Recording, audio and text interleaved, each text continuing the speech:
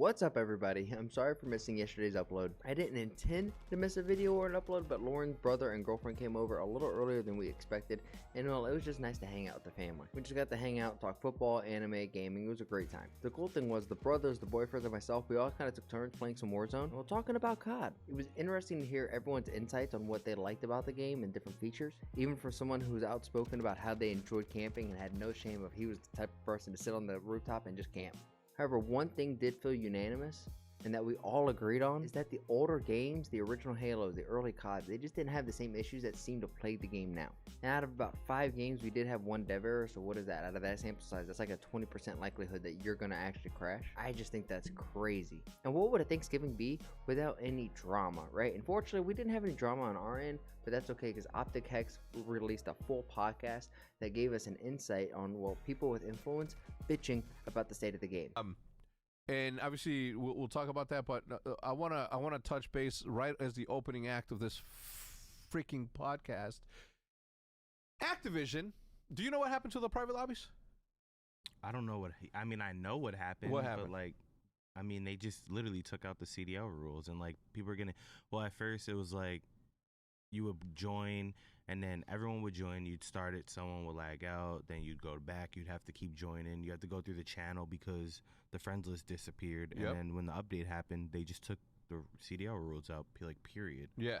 So now you have to. Someone was telling me last night you have to join a pub, back out, go to private match, host, and then manually set up the rules. And that's how teams are trying to practice. No, there's no practice until the game comes out. There's no practice until the first tournament. Yeah. There is no practice until Raleigh. There's no practice until December something. And by no practice, do you mean it's not going to be ready? There's no pro players. There's no way practice. For them to practice. No one's practicing. What if they join the pub, exit, join back, do all? Is there any? And then if someone lags out, you got to do it again. I'd recommend listening to the full podcast down below. The link will be in the description.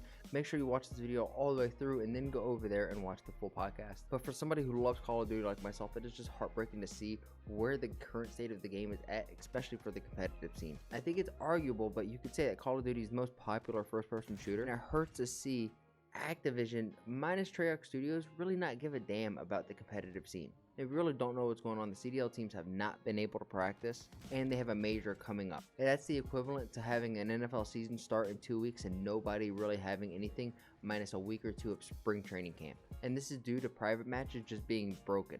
Though Call of Duty did seem to put an update that made it playable, it did take out the actual CDL rule set feature. This paired with all the issues that all the pros are facing with dev errors, regardless if it's Warzone or multiplayer, it seems like getting a consistent game without errors, crashes, and bugs is more of a wish than a reality.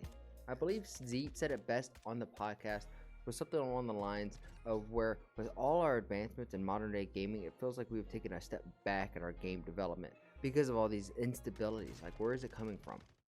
How does stuff like that even happen though? Like, you can't sit in the lobby and just before for a little bit? Before it would crash for some reason. No, I know that it crashes. I'm just like, why? So right now people can't even do that. Why do lobbies crash?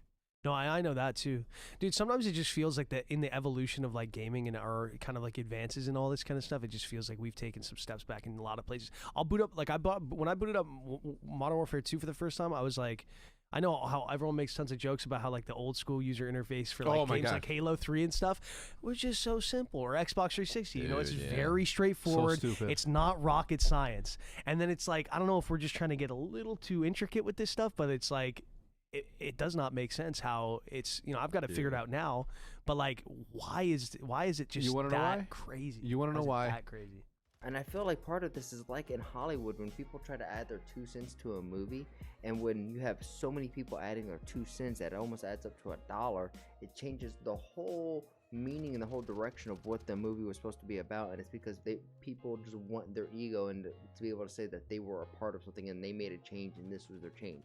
And if you do that and you add up all these changes, well, it's not even the original game or the original product. Meaning, I believe the ego of the dev teams thinking that they can only improve and that they know best in spite of what the cries of the community are has led to Call of Duty being a game that could be instead of a game that is. And in my opinion, the solution to this is fundamentally changing the game to focus on making the game as competitive as possible. Every decision that is made within the game should be around the competitive integrity around that decision, but ultimately I think this is going to fall on whoever winds up controlling Activision Blizzard, or whether it stays a publicly traded company or bought out by Microsoft.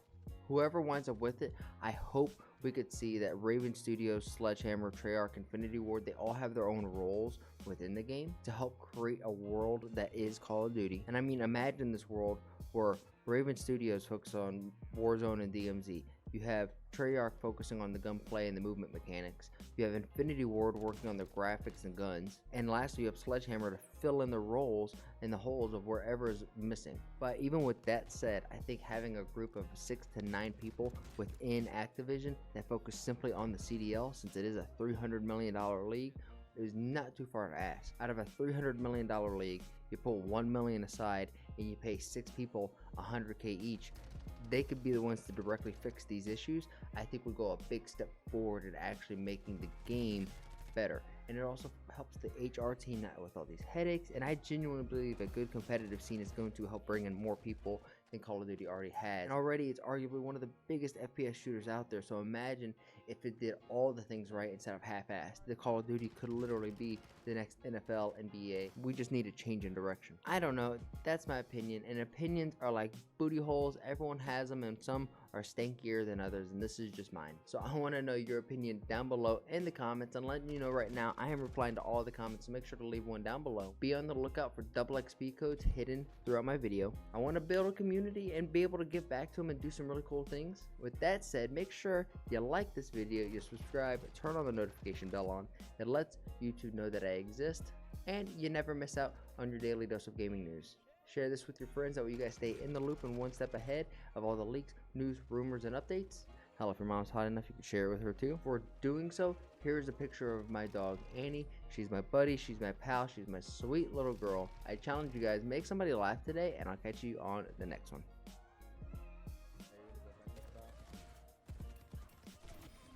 Yep, nope, not in my house.